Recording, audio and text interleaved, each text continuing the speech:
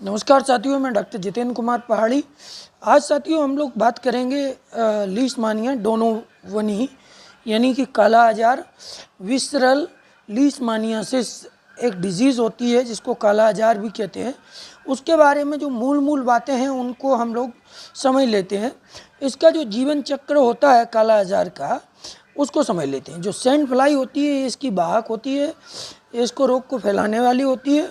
Sand fly जब किसी व्यक्ति को, ह्यूमन बीइंग्स को काटती है तो उसके प्रोमेस्टिगोट जो है ह्यूमन बीइंग्स के अंदर चले जाते हैं और यहाँ से मैक्रोफेज स्टार्ट होती है। और मैक्रोफेज स्टार्ट होने के बाद ये एमेस्टिगोट में कन्वर्ट हो जाते हैं, एमेस्टिगोट बनते हैं।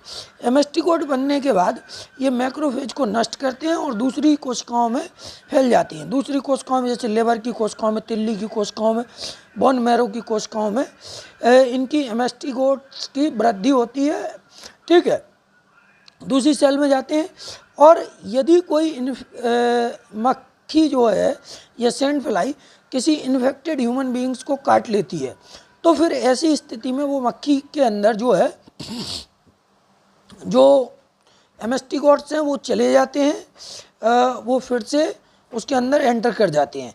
अगर हम पैथोजेनेसिस की बात करें तो लेबर की सेल्स, तिल्ली कोशिकाओं और बोन मैरो के अंदर एमेस्टिगोट्स की इसमें वृद्धि होती है। काला आजार के अंदर शरीर में कमजोरी आती है, बुखार होता है, त्वचा कहीं पे काली पड़ जाती है, इसलिए इसका नाम काला आजार रखा गया। इसकी अगर हम रोकथाम की बात करें तो इसकी रोकथाम तो पहले है कि इसको प्रिवेंट करना चाहिए, मतलब prevention is better than cure, मतलब कि जो सैंड फ्लाइज हैं उनसे बचना चाहिए, बचाव करना चाहिए। दूसरा, इसके लिए कुछ मेडिसिन होती हैं जैसे सोडियम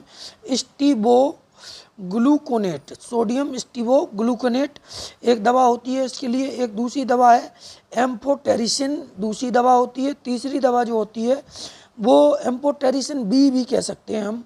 और चौथी दवा जो होती है वो होती है मिल्टेरोफोसिन। ठीक है, ये सारी जो दवाइयाँ हैं वो होती हैं इससे संबंधित। ये महत्वपूर्ण वीडियो टीजीटी पीजीटी की दृष्टि से बहुत महत्वपूर्ण है, तो इसको आप लोग